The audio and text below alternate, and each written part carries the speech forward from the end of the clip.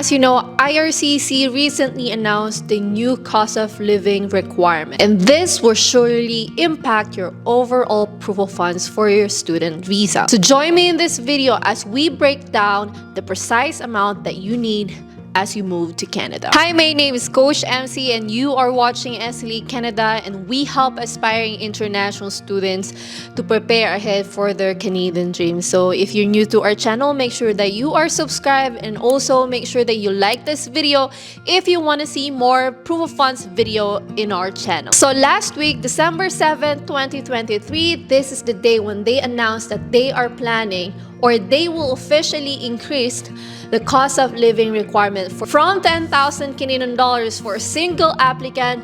It will increase to 20,635 Canadian dollars per year. And if you're moving here with your family, it will also add up into the proof of funds. So if you're coming here with your spouse, this will be around 25,000 Canadian dollars. And if you're coming here with one kid, then that will be around 31,000 Canadian dollars. This is per year in Canada.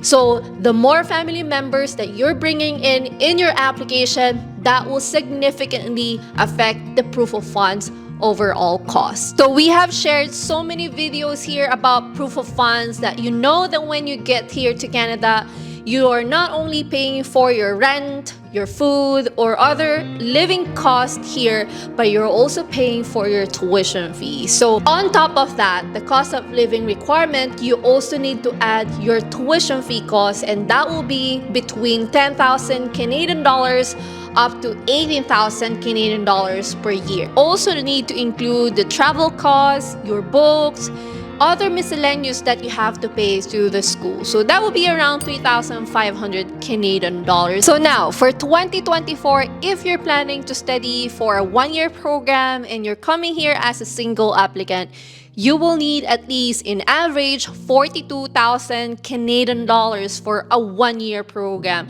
So if you're planning to study for 2 years, then double that number. So your overall proof of funds is actually tied to the program that you are going to choose here in Canada, especially your location. If you go to expensive cities like Toronto, Vancouver, your tuition fee will be around 18,000 Canadian dollars.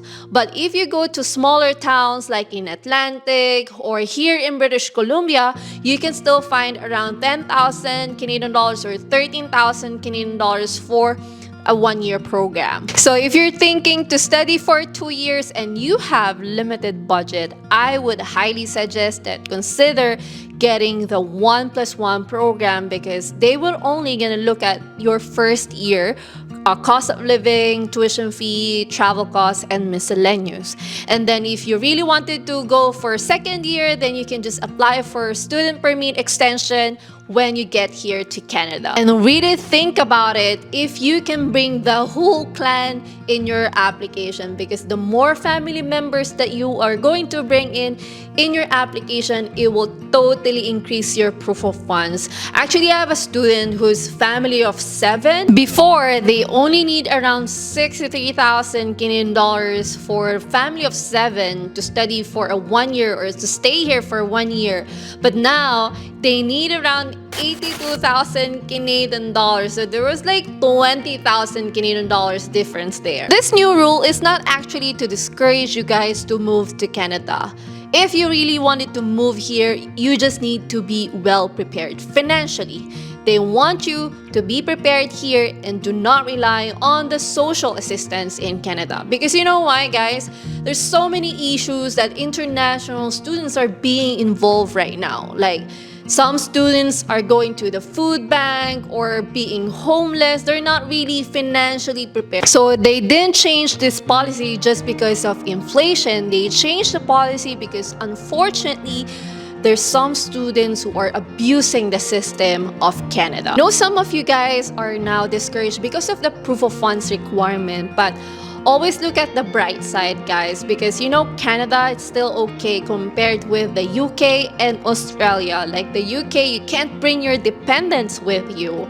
And Australia is now setting the age limit for the student visa. They have an age limit of 35 years old. So here in Canada, we don't have those restrictions yet. You can still bring your family with you. You can still study here even if you're 50 years old. Canada is still open for immigration. It's just that they're limiting the international students that are going to Canada by setting the financial capacity. Because think about this, you can't change your age, but you can always save for your proof of funds.